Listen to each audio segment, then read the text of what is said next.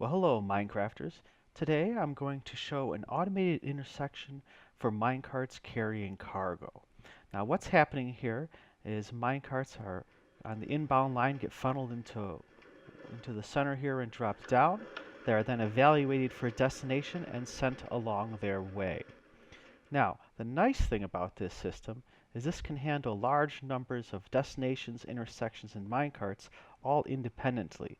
So for example, if I'm over here at Purple Base and I want to send something over to Orange Base in the distance there, all I have to do is set up a minecart chest with an orange destination as its tag. So what happens is it goes into the intersection, and this intersection says, hey, I don't know where orange is, so I'm just going to send it down the line to the next intersection. When it gets to this intersection here, that intersection says, hey, I don't know where orange is, so sends it on down the line.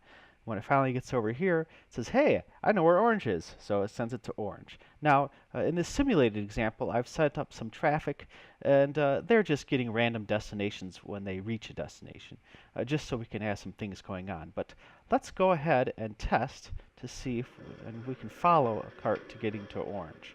I'm going to use a hopper minecart just so we can better identify it. All right, so let's put that here. And we're going to get some valuable items here. And let's go ahead and let's give it orange. And we'll send it on its way. All right, so here it goes. Now it's getting queued up so that not too many enter the station at once. And when its turn comes, it'll get dropped down, and now it's doing the evaluation. And this should be coming down the line over here. There it goes. Now, this intersection in the middle here is usually pretty busy, but oh, not too bad today. Alright, so now that's going to come on down to orange over here. And now I've put in some construction around this just to show that there is enough space to make some decorations and make things look a little halfway decent, just as sort of as an idea of where things could go. Alright, we should be coming out here any second. This one must have had a, there we go. Let's go ahead and divert that. Alright, so let's check it here. Alright, we still have our cargo, and we still have the orange tag. Now, I'm not going to go into a whole tutorial since it is rather large, but here what I've done is I've broken out a lot of the relevant parts just so you can get an idea of what's going on here. So the first thing that minecarts come to is when all the inbound lines get funneled into one, they get dropped down the center chute here, and this is really just acting as a buffer zone, so not too many enter the system at once. And this is able to handle minecarts spaced pretty close together. And I do have a video tutorial on this specific buffer, and I'll put a link in the description and at the end. But essentially, minecarts hit the tripwire, it gets closed, not allowing any others to come through until the reset line is clicked, which happens when it comes back out the track. Now, one thing about these buffers is that if you're going to have hopper minecarts in the system, you need to pass them over an activator rail that's powered so that they don't suck things up, because what will happen is they'll actually steal items from a minecart chest if it happens to be on top of them.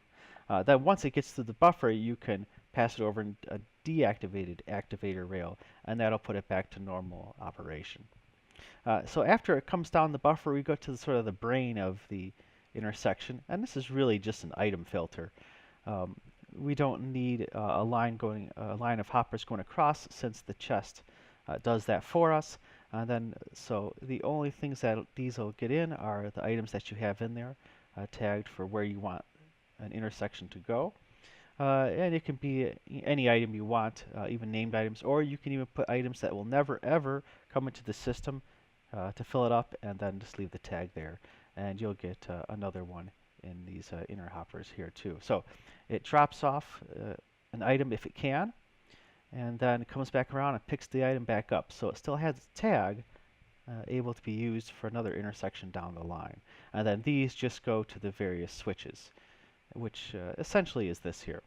So we have the normal route. If nothing happens, nothing gets triggered, The normal route is to not take any of the intersections going out until it finally gets to the last one, which will be your default line. Now, when an item is registered in the item filter, it sends a signal to one of the intersections and it gets flipped. So as carts come through here, they'll take this, and then when they hit the detector rail, it gets reset. And so this is basically just a latch down here. It's a nice thing about this is pretty compact. And if you happen to, depending on your orientation, sometimes these intersections will be facing the wrong way, and that's easy enough to change. So as we have the normal unactivated state, it's powered off. But if we needed that to be powered, we just invert that right here without really changing any of the build, which makes it real convenient. All right, now when designing your transportation network, you're going to want to put some thought into how it's laid out. That way we can use as least amount of filters as possible. So for example, if we've got intersections A, B, and C here, all with their various destinations, A is going to need filters for all these nearby colors here. Now, it's not going to need filters for yellow, green, pink, red, and orange. And the reason for that is because we have the default line pointed in that direction. You're going to want your default line pointed to the next intersection, or if there's more than one intersection, you want to point it to the route with the most destinations. And that way we can minimize the number of our filters. The default line is just what happens when one of the intersections for these nearby destinations doesn't get triggered. The minecarts will just continue on their way. And again, an example at C, we only need to know about pink, red, and orange. We don't need to know about all these other filters here. So we really only need 3 filters. Because again, the default line is going to send them to get there eventually. At B, we have a slightly different case. Of course, we're going to need filters for yellow and green. Now, we've also pointed the default line here to A because it has the most destinations, so we won't need filters for them. But we are going to need filters for pink, red, and orange. And the reason is because the default line's already taken. But they all can go to the same intersection, but we'll need filters for all of them so B knows where to route them. But you can make your network as complicated as you want, but a little bit of planning and you'll be able to make it a little bit more efficient. So for example, if we had a whole bunch of other if we had another station here at D, another couple destinations, again, as far as D is concerned, we want the default line pointing to the most destinations, and that's going to be A.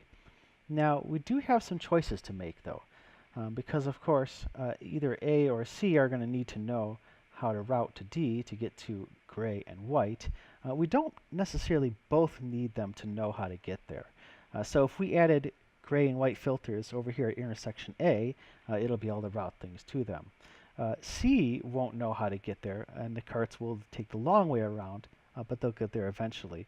Alternately, you can give C 2 new filters, gray and white as well, and so it can route them accordingly. B doesn't need to know, though, because, again, anything it doesn't know about goes to the default line, and will get there eventually.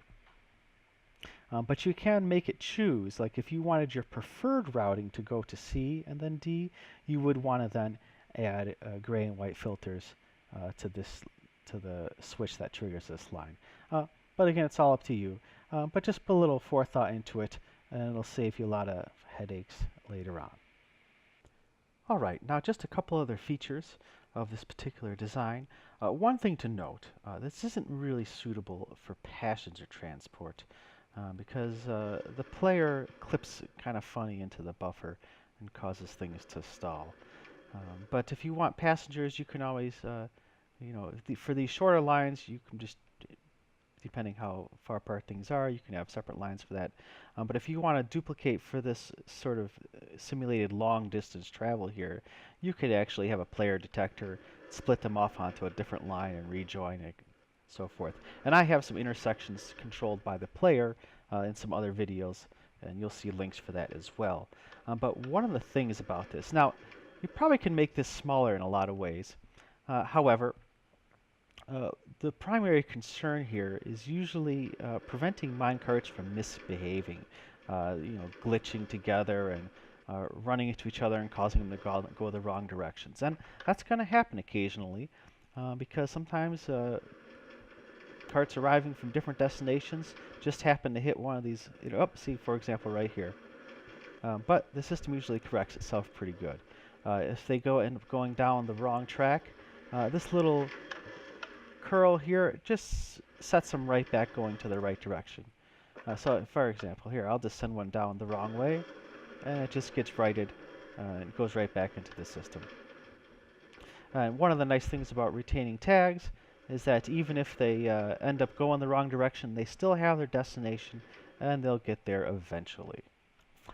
And so, with that in mind, I've tried to make this as most robust as possible.